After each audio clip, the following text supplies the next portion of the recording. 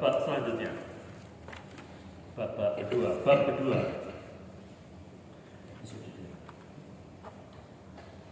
Nah, di sini kita hanya dari 2 ayat saja, jadi nggak akan lama-lama.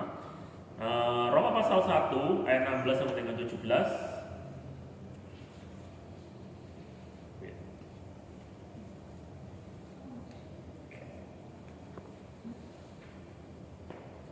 Roma pasal 1 ayat 16-17. Saya akan bacakan dari terjemahan baru yang kedua. Injil itu kekuatan Allah, ayat 16. Sebab itu aku tidak malu terhadap Injil, karena Injil adalah kekuatan Allah yang menyelamatkan setiap orang yang percaya. Pertama-tama orang Yahudi, tetapi juga orang Yunani, ayat 17. Sebab di dalamnya nyata kebenaran Allah yang bertolak dari iman dan memimpin kepada iman. Seperti yang tertulis, orang benar akan hidup oleh iman. Amin. Kalau di terjemahan yang pertama itu kan sebab aku mempunyai keyakinan yang kokoh. Ya, betul ya? Nah, seperti itu bunyinya. Memang kalau yang mendekati di dalam teks bahasa aslinya itu, makanya terjemahan baru yang kedua itu memberikan terjemahan aku tidak malu. Nah, di situ Paulus mengingatkan juga kenapa kok dia ngomong seperti itu. Dia punya keyakinan yang kokoh itu gak salah juga sih, cuma yang lebih mendekati secara literalnya itu yang tidak malu. Karena apa yang menimpa di dalam kehidupan Paulus yang sebelum waktu datang ke Roma itu kan dia melewati berbagai macam penderitaan, tantangan, siksaan. Habis kalau pada akhirnya dia nyampe di Roma itu kan dia jadi tahanan rumah saat itu. Kalau teman-teman baca di itu Kisah Rasul pasal 28 itu di perikop sebelumnya kan Paulus memberitakan kerajaan Allah di Roma itu kan dia di rumah dan orang hilir mudik ke rumahnya, tapi ya itu dia posisi jadi tahanan rumah sampai akhirnya dia martir kalau nggak salah di tangan Kaisar Nero. Nah, jadi Paulus mengingatkan buat jemaat di Roma, apapun yang terjadi di dalam kehidupan kalian pada saat kalian menerima Yesus Kristus sebagai Tuhan dan Juru Selamat, itu jangan pernah malu dengan resiko-resiko yang ada. Jangan pernah nggak yakin, jangan pernah bimbang dengan konsekuensi-konsekuensi logis yang harus dialami sebagai orang percaya. Mungkin saat ini kita nggak mengalami siksaan seperti zaman dulu, tapi sesungguhnya ya, kalau kita peka gitu ya, siksaan kita zaman sekarang ini, aniaya kita zaman sekarang ini justru kehidupan yang nyaman gitu. Percepatan teknologi yang semakin luar biasa, perkembangan zaman yang seperti sekarang ini, pola-pola zaman yang ada, konsumerisme, hedonisme, materialisme, kan kayak gitu itu toh. Itu merupakan siksaan-siksaan, aniaya-aniaya yang sesungguhnya sudah menekan dalam kehidupan kita. Budaya instan, kita jadi orang Kristen itu bahkan mungkin Tuhan aku itu kepingin cepat ngerti firman-Mu, dalam 1 tahun bisa ngerti seluruh isi Alkitab, mari kita bisa berbuah. Ya gak ada ceritanya. Bahkan mau diobong, diombe nggak mungkin juga kan gitu itu toh. Kita harus melewati sebuah proses, dan dalam proses itu firman Tuhan ngomong dewe kok, memang setiap orang yang ingin masuk di dalam kerajaan surga atau kepingin beribadah di dalam Tuhan Yesus, kepingin bersungguh-sungguh di dalam Tuhan, ya harus siap aniaya. Jadi Paulus mengingatkan kan bulan-bulan lalu. Tahun lalu kan kita ngomong dari Filipi itu toh, Filipi pasal 2, di pasal 1-nya kan Paulus ngomong gini, sebab kepada kamu bukan saja dikaruniakan untuk percaya kepada Injil, tetapi juga dikaruniakan kepada kamu untuk menderita karena Injil. Nah, itu buat kita. Jadi kita itu dikaruniai anugerah untuk percaya kepada Injil, cuma juga anugerahnya juga ngomong masalah penderitaan karena Injil. Itu dua-duanya. Itu harus mempersenjatai diri kita sebagai orang percaya saat ini.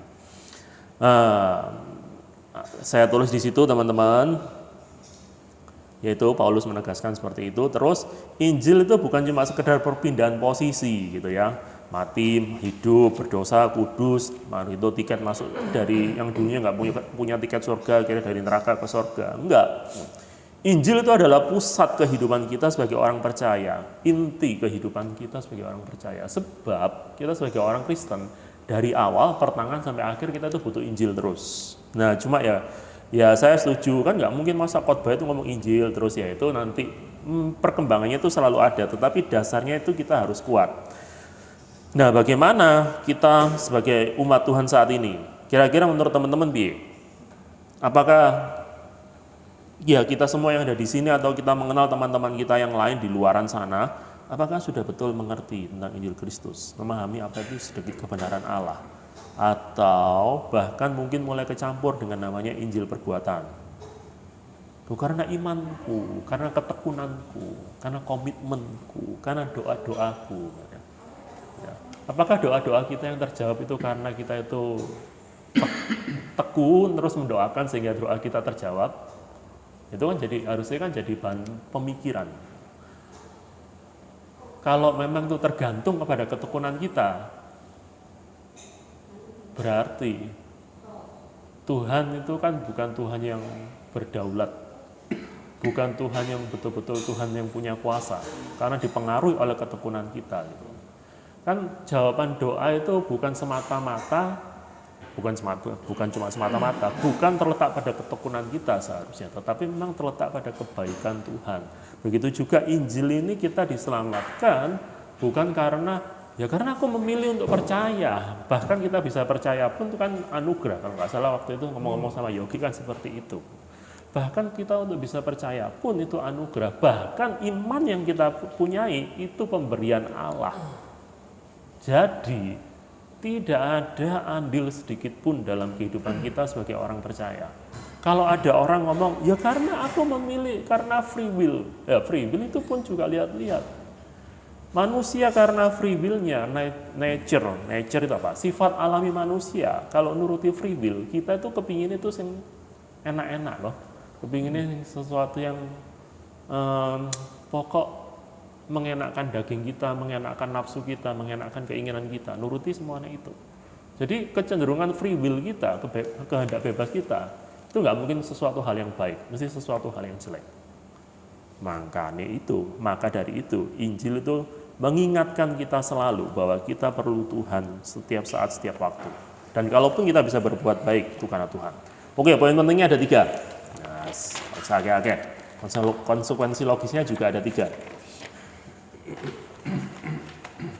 Injil ada kekuatan Allah yang menyelamatkan. Nah, itu mungkin kurang lebih hampir sama kayak yang minggu lalu. Tetapi di situ ngomong bahwa menyelamatkan itu juga berbicara mengenai membebaskan, memelihara kita, menjaga kita, dan memulihkan kita. Dan kita baca yuk di dalam 1 Korintus 1 ayat 18 dan 24. Nah, saya minta tolong ayat 18-nya Koko Rudi, ayat 24-nya CC Priscilla.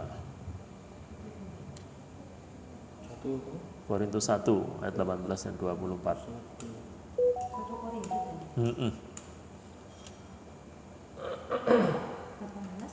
18 Bu Rudi 18.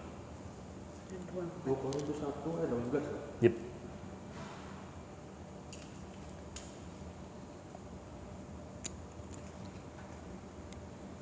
Korintus 1 ayat 18 ini firman Tuhan, sebab pemberitaan tentang salib memang adalah kebodohan bagi mereka yang akan binasa, tapi bagi kita yang selamatkan, pemberitaan itu adalah kekuatan Allah.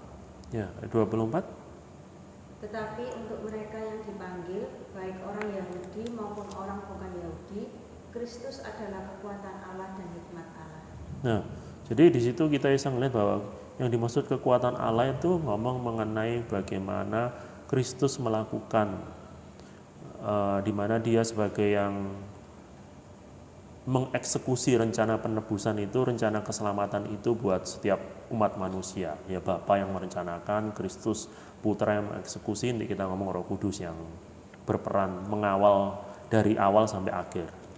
Nah, itu kekuatan Allah yang menyelamatkan, itu betul-betul kita itu bisa mengalaminya, merasakannya pada saat, ya enggak lah, pada saat Kristus memerintah kehidupan sebagai Raja dan kita itu menjadi hambanya. Kita memberikan diri kita menjadi hamba. Hamba Tuhan kan di sini bukan beberapa orang saja atau mereka yang pernah ditabiskan oleh organisasi, oleh sinode. Setiap kita kan adalah hamba Tuhan di tempat ini. Nggak ada ceritanya hamba yang lain. Gitu toh. Kalau kita ngomong bahwa kita percaya Tuhan Yesus, ya kita hamba Tuhan. Itu kita langsung ke implikasinya biar nggak lama-lama. Jadi dari kita mengerti bahwa Injil adalah kekuatan Allah yang menyelamatkan, bahwa Kristus memerintah sebagai Raja dalam kehidupan kita dan kita menjadi hambanya, implikasinya dalam kehidupan kita, konsekuensi logisnya buat kita orang percaya. Nah, penundukan diri kita kepada Allah itu merupakan hal yang mutlak, di mana penundukan diri kita kepada Tuhan itu bukan karena alasan berguna atau bermanfaat atau mendatangkan hasil. Oke, sampai sini ada pertanyaan? Ada yang bingung? Kita nurut sama Tuhan itu bukan karena berguna buat kita, bermanfaat buat kita, atau menghasilkan sesuatu buat kita. Jadi kita nurut itu bukan karena ya supaya keluargaku diberkati, supaya kehidupanku dijaga sama Tuhan, supaya pekerjaanku berhasil. No. Karena dengan aku sungguh-sungguh di dalam Tuhan itu bermanfaat buat aku. Bermanfaat apa? Ya banyak manfaatnya. Aku jadi lebih begini, lebih begitu, dan lebih begitu, sehingga pada saat aku bekerja, aku bisa lebih menghadapi orang. Bukan itu. Gitu. Kalau tujuan kita taat kepada Tuhan hanya karena alasan berguna dan bermanfaat, kalau hasilnya nggak sesuai dengan apa yang kita harapkan, gelo apa enggak? Gelo, kecewa. Nah, jadi penundukan diri kepada Tuhan itu karena asasnya itu karena asas kepatutan dan kelayakan. Ini nggak ada hubungannya sama pemilu ya. Tapi maksudnya karena sudah sepatutnya dan selayaknya kita sebagai ciptaan dan kita apalagi yang sudah ditebus, ya tunduklah, taat sama pencipta kita, sama penebus kita, sama raja kita, seperti itu. Dan melakukannya itu ojo kepeksa, ojo kroso abot gitu loh, tapi dengan kerelaan dan sukacita. Nah, ini kan juga kalau kita ngomong paling gampang itu kan hubungan ini kan di dalam hubungan keluarga. Semisal kita dengan orang tua kita. Kalau penundukan diri kita kepada orang tua kita itu supaya dapat hasil atau kepingin dapat manfaatnya atau kegunaannya, kira-kira kita mandang orang tua kita itu kan bukan kayak orang tua sungguhan toh. Sinterklas, pemberi, atau ya aku supaya nanti pada akhirnya ya mungkin dulu waktu kita kecil kan biasa toh, kamu nilaimu sing apik yo nyo nanti kamu papa mama beliin ini gitu. Tapi masa sampai beranjak gede itu gitu terus kan nggak mungkin. Kita kecil mungkin seperti itu, tapi begitu kita semakin dewasa oh enggak, yo memang sudah selayaknya dan sepatutnya aku harus nurut sama papa mamaku. Begitu juga kita di antara di sini yang bahwa istri suaminya paling jangkep itu kan paling enak buat contoh kan mesti Ivan sama Desi, karena ya rata-rata di sini kan kadang nggak jangkep gitu. Lah hubungan mereka kan juga nggak mungkin gara-gara kepeksa juga, selain karena kasih, tetapi kan karena sudah sepatutnya suami terhadap istri sebagaimana, istri terhadap suami bagaimana juga, karena mengerti. Nah itu. Yang kedua, poin yang kedua, ayat 17. Roma 1 ayat 17. Roma 1 ayat 17a, sebab di dalamnya nyata kebenaran Allah. Dimaksud apa yang dimaksud dengan kebenaran Allah? Nah, kebenaran Allah di sini itu kalau kita belajar dari Daniel pasal 9 ayat 6 dan 7 dan ayat 16. Terus kalau dari kitab Roma, kita akan belajar juga Paulus ngasih dua sosok. Yang pertama Abraham, yang kedua bangsa Israel. Kebenaran Allah itu maksudnya gini. Allah yang benar itu maksudnya apa sih? Bahwa apakah Allah yang benar itu berarti Tuhan itu adalah Tuhan yang berdaulat, gak punya sama sekali? Ya bisa ya, tetapi bukan itu pada intinya. Tetapi kebenaran Allah itu kalau kita baca di dalam Daniel pasal 9, saya minta tolong Yung ayat 6, Yogi ayat 7, terus Joni ayat 16. Daniel pasal 9 ayat 6. Daniel pasal 9 ayat 6. Dan kami tidak taat kepada hamba-hambamu para nabi yang telah berbicara atas namamu, kepada raja-raja kami, kepada pemimpin-pemimpin kami, kepada bapak-bapak kami, dan kepada segenap rakyat negeri. Ya Tuhan, Engkaulah yang benar. Tetapi patutlah kami malu seperti pada hari ini. Kami orang-orang Yehuda, penduduk kota Yerusalem dan segenap orang Israel, mereka yang dekat dan mereka yang jauh, di segala negeri kemana Engkau telah membuang mereka, oleh karena mereka berlaku murtad terhadap Engkau. Yang 16, John. Ya Tuhan, sesuai dengan belas kasihan-Mu, biarlah kiranya murka dan amarah-Mu berlalu dari Yerusalem, kotamu, gunung-Mu yang kudus. Sebab oleh karena dosa kami dan oleh karena kesalahan nenek moyang kami, maka Yerusalem dan umat-Mu telah menjadi celah bagi semua orang yang di sekeliling kami. Nah, di situ kan kita bisa, mungkin teman-teman kan mesti ngerti ceritanya, gitu toh. Daniel dan kerajaan Yehuda Selatan saat itu kan ditawan, dibuang ke Babel semua. Pada akhirnya setelah lebih daripada 70 tahun mereka kembali ke Israel, ke Yerusalem, ke Yehuda saat itu. Tapi dari situ kita bisa melihat bahwa Daniel menyadari bahwa dia mewakili bangsa Israel itu enggak ada yang benar. Tetapi dia mengingat bahwa Tuhan Allah Israel adalah Tuhan yang benar dan Tuhan yang setia kepada perjanjiannya. Makanya di situ katakan kan, ya Tuhan Engkaulah yang benar, tetapi patutlah kami malu dan segala sesuatunya seperti itu. Lalu-lalukanlah amarah-Mu.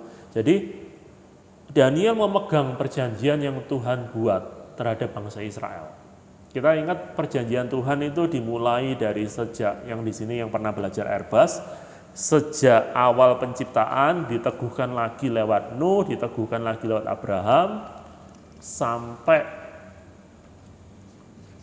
keluar dari tanah Mesir, sampai Daud, dan pada akhirnya digenapi dengan kedatangan Kristus. Sampai sekarang perjanjian Tuhan akhirnya diperbaharui. Bukan yang lama sudah nggak berlaku, tetapi dengan Kristus perjanjian kita lebih diperkuat lagi. Nah, perjanjian Tuhan dengan umatnya itu dikatakan bahwa Engkau adalah Allah yang benar, dilandaskan bukan karena perbuatan orang yang mana Tuhan mengikat perjanjian. Oke? Perjanjian Tuhan menunjukkan kebenaran Allah itu karena Tuhan menggenapi perjanjiannya atas dasar pribadinya sendiri, atas dasar sumpah yang dibuat di atas janjinya sendiri. Bukan karena orang Israel, bukan karena Abraham, bahkan saat ini bukan karena kita orang-orang Kristen. Jadi kalau ada orang ngomong Tuhan tuh setia loh kepada umatnya gitu ya, itu mungkin harus berpikir, saya belum menemukan.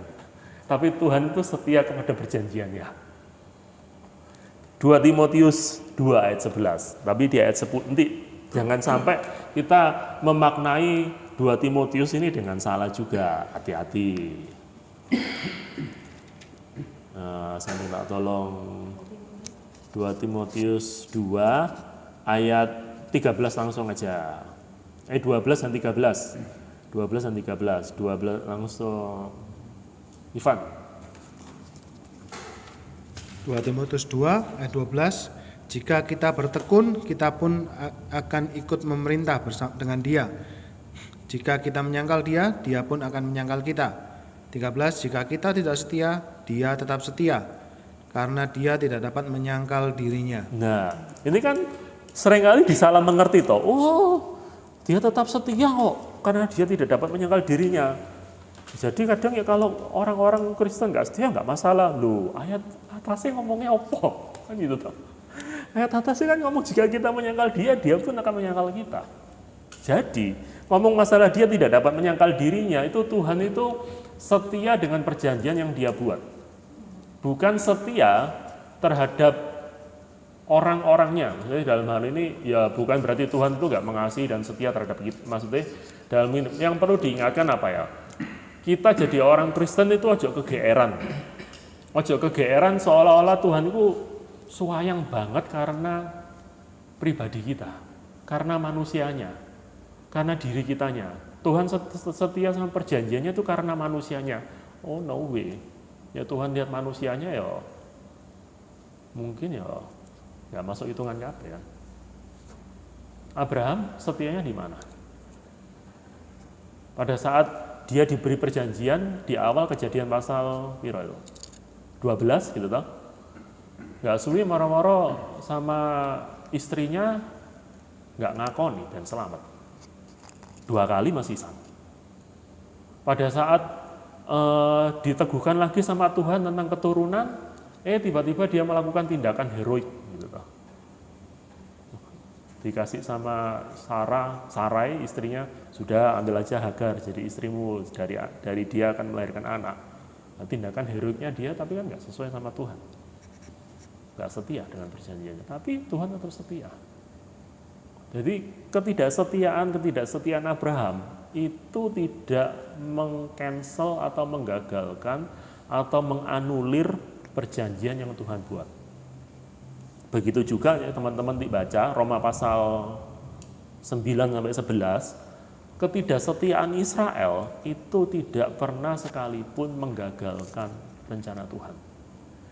Cuman gara-gara ketidaksetiaan Israel, perjanjian itu sampai ke kita, orang-orang non-Yahudi. Nanti pada saatnya, karena kesetiaan kita dan karena karena kesetiaan Tuhan pada perjanjiannya dan kita juga mau tetap terus di dalam perjanjian tersebut, nanti pada saatnya Israel juga akan kembali ke perjanjian tersebut. Tapi saat ini belum, firman Tuhan ngomong kayak gitu itu. Jadi kita baca di dalam Roma pasal 3 ayat 1-4, di situ kita akan lebih mengerti lagi teman-teman. Apa sih maksudnya kebenaran Tuhan itu? Des, Roma pasal 3, tolong dibacakan semua ayat 1-4 Jesse. Roma pasal 3 ayat 1. Jika demikian, apakah kelebihan orang Yahudi dan apakah gunanya sunat? Banyak sekali dan di dalam segala hal. Pertama-tama, sebab kepada merekalah dipercayakan firman Allah.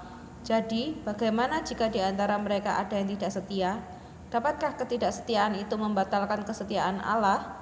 Sekali-sekali tidak. Sebaliknya, Allah adalah benar dan semua manusia pembohong, seperti ada tertulis, supaya engkau ternyata benar dalam segala firman-Mu dan menang jika engkau dihakimi. Amin. Nah, dari situ kan kita bisa melihat apa maksudnya kebenaran Allah dijelaskan di dalam Roma pasal 3 ayat 1-4. Dia adalah Allah yang setia terhadap perjanjiannya. Dia Allah yang dapat dipercaya, dan yaitu hanya Tuhan yang benar seperti itu, karena semua manusia adalah pembohong. Kita jadi orang Kristen pun kan seringkali nggak konsisten loh. Kayak satu waktu semisal habis pulang dari sini atau habis ngomong-ngomong apapun juga seringkali Tuhan ingetin. Pas kamu debat tukar pendapat sama salah satu temanmu, motivasi hatimu itu seperti apa? Apakah betul murni seperti yang aku mau atau mulai kecampuran unsur-unsur yang nggak benar? Kamu mulai gergeten, kamu mulai kepingin mendominasi, kamu mulai kepingin untuk menang, menyalahkan yang lain. Nah itu dari situ saya itu semakin diingatkan bahwa iya ya, kalau Tuhan setia sama kita itu gara-gara cuma sekedar ngelihat kita itu setia apa enggak, kacau, ambiar. Hidup kita itu enggak mungkin bisa benar dan bisa selamat lah. Nah, dari situ konsekuensi logisnya itu seperti apa? Saya menuliskan bahwa orang yang yakin, orang yang tahu bahwa, orang Kristen yang tahu bahwa kita mempunyai Allah yang setia, Allah yang bisa dipercaya, maka kita itu mempunyai keyakinan yang kokoh dan kita itu bisa istirahat dengan tenang di dalam Tuhan. Tentang masa depan kita, sekali lagi tanpa menihilkan kita itu tetap perlu kerja yang rajin loh ya. Harus jadi orang yang tetap ya konsekuen dengan apapun yang Tuhan percayakan, setiap tanggung jawab yang ada. Tetapi pada saat kita melakukan segala sesuatunya, itu bukan ngoyok koyok berusaha menyuap Tuhan atau berusaha menyenangkan Tuhan dengan usaha kita. Kita nggak akan berusaha menjadi orang yang agamawi dan legalis. Nah itu kenapa kok jadi orang yang simple, apa adanya itu bukan karena Yus aku mau dealing ini, kamu mau terima apa enggak itu urusanmu. Bukan kok. Orang yang simple itu karena dia menyadari bahwa aku punya Allah yang bisa dipercaya, aku tahu identitasku itu seperti apa, dan aku bisa istirahat tenang di dalam perlindungannya dan penjagaannya. Sehingga dia bisa menjalani kehidupan itu dengan simple, sederhana, karena dia tahu Allahnya, karena dia mengerti Allahnya. Itu salah satu ngomong masalah value simplicity yang kepingin kita hidupi sama-sama. Dan yang ketiga, orang yang benar akan hidup oleh iman. Iman, kalau itu kan di footnote-nya kan dari Habakuk pasal 2 ayat 4. Bisa minta tolong Nancy dibacakan. Habakuk 2 ayat 4.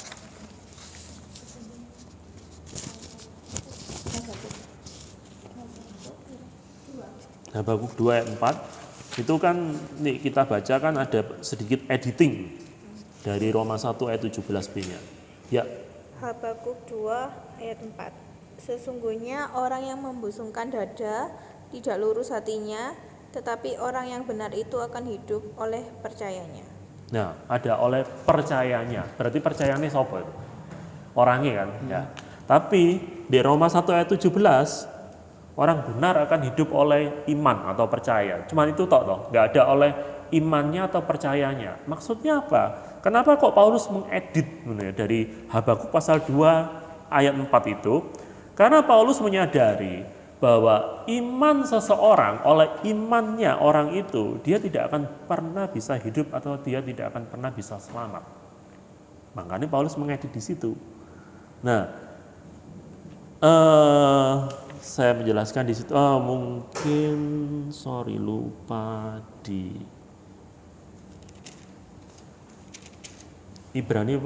Roma pasal 3 ayat 22. Ibrani pasal 3 ayat 22. Roma pasal 3 ayat 22. Tolong Nancy sekali lagi bisa dibacakan.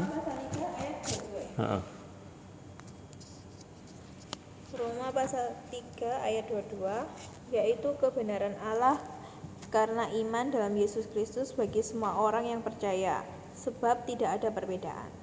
Oke, dalam TB2 mungkin yaitu kebenaran Allah melalui iman dalam Yesus Kristus bagi semua orang yang percaya, sebab tidak ada perbedaan. Kata iman di situ saya tuliskan, kalau dalam bahasa aslinya itu bisa bicara mengenai setia. Lah, poin yang kedua, itu kan tadi ngomong bahwa Allah kita adalah Allah yang setia.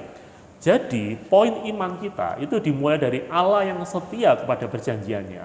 Oke, itu ya. Terus Kristus yang setia kepada Bapa sehingga dia mati sampai di kayu salib dalam proses inkarnasinya di dunia ini. Terus lewat iman yang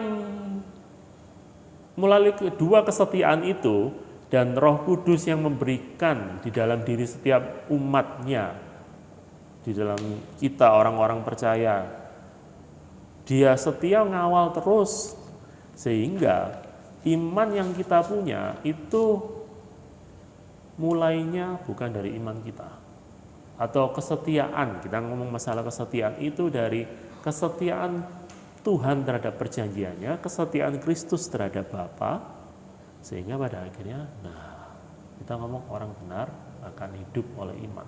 Karena iman itu dimulainya dari siapa? Iman juga ngomong masalah kesetiaan, sehingga pada saat kita itu bisa setia, orang benar akan hidup oleh setianya atau oleh imannya. Itu imannya diawali bukan dari iman orang itu, tetapi diawali dari kesetiaan Allah akan perjanjiannya, kesetiaan Kristus kepada tugas yang dipercayakan oleh Bapa.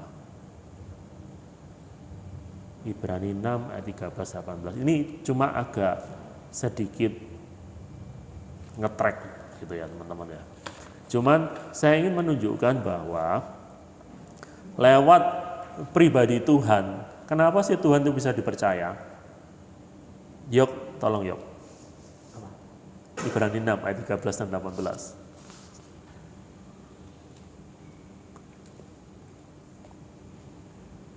Ayat 13 ya. Ya. Ibrani 6 ayat 13, sebab ketika Allah memberikan janjinya kepada Abraham, ia bersumpah demi dirinya sendiri, karena tidak ada orang yang lebih tinggi daripadanya. Ayat 18, supaya oleh dua kenyataan yang tidak berubah-ubah, tentang mana Allah tidak mungkin berdusta, kita yang mencari perlindungan boleh beroleh dorongan yang kuat untuk menjangkau pengharapan yang terletak di depan kita. Nah,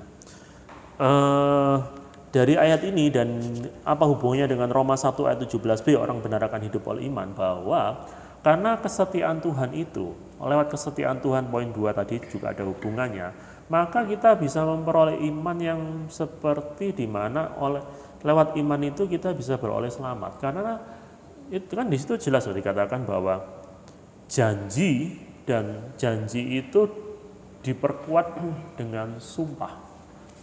Dua kenyataan yang nggak bisa berubah-ubah. Janji Tuhan dan Tuhan bersumpah atas janjinya.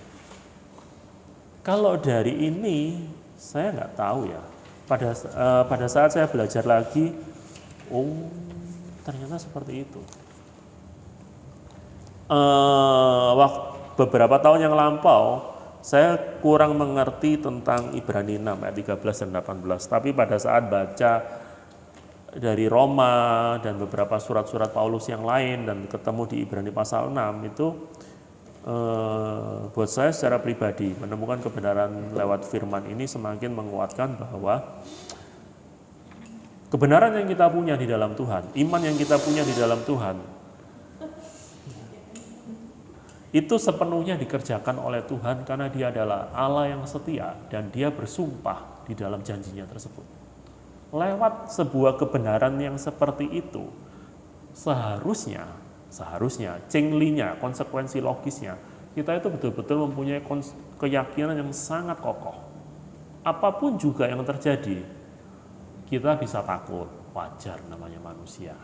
Tapi pada saat kita itu mulai bisa tenang dan kita di orang di budaya Jawa kan diajari nyebuto gitu. Pada saat kita menyebut nama Tuhan dan Tuhan ingatkan kita diingatkan lagi lewat kebenaran ini.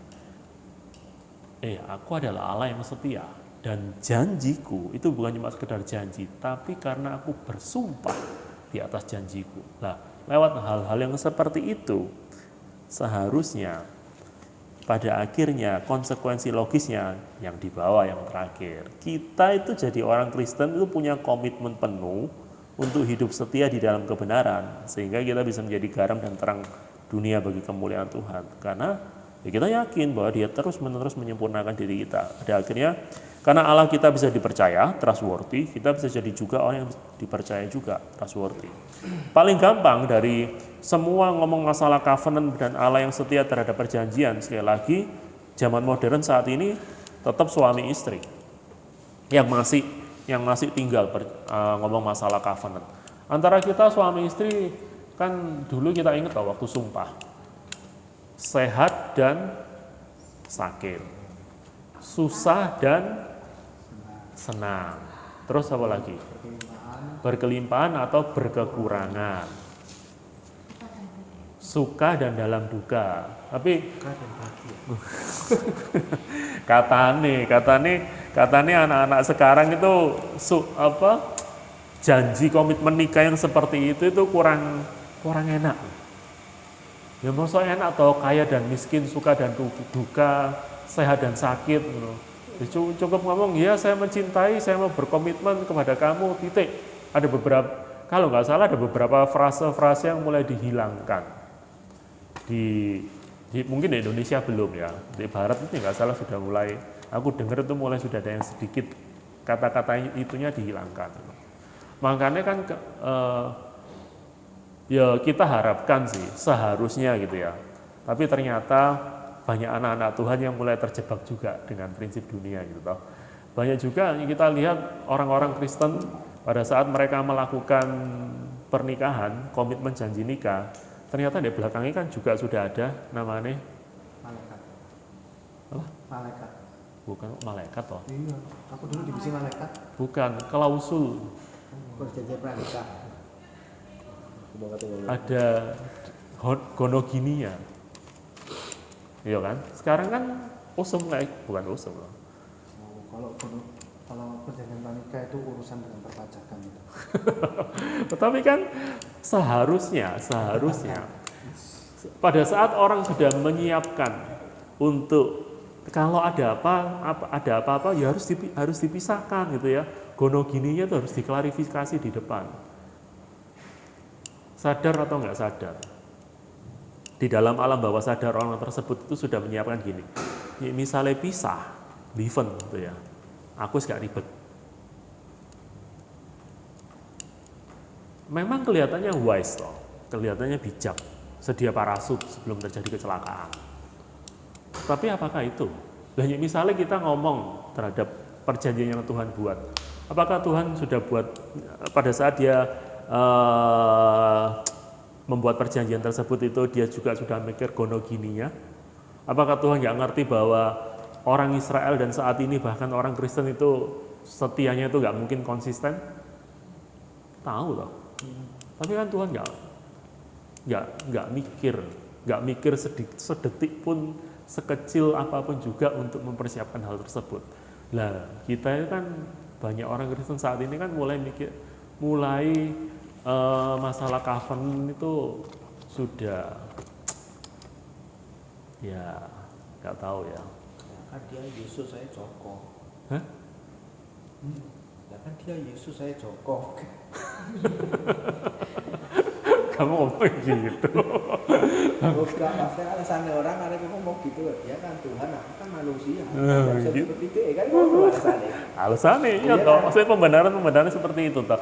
Ya cuma intinya kan kita itu ngomong masalah covenant semakin hari orang modern saat ini itu semakin kurang menghargai masalah covenant. Karena sudah belum apa-apa itu sedia payung sebelum hujannya. Nggak yakin bahwa covenant itu adalah covenant yang harus bertahan sampai maut memisahkan ya kalau kita ngomong masalah pernikahan ya. Begitu juga di dalam Tuhan ya kita ngomong bahwa covenant kita dengan Tuhan kan sampai maut menjemput kita ketemu Tuhan dulu atau Tuhan datang kedua kali. Covenant kita dengan Tuhan kan seperti itu juga.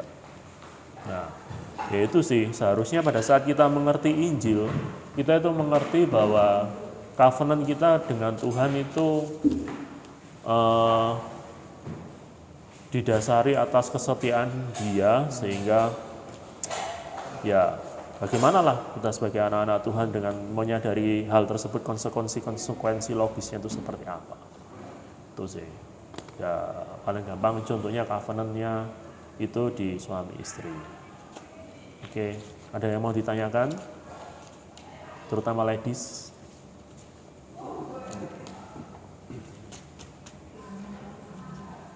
Apa? Kenapa?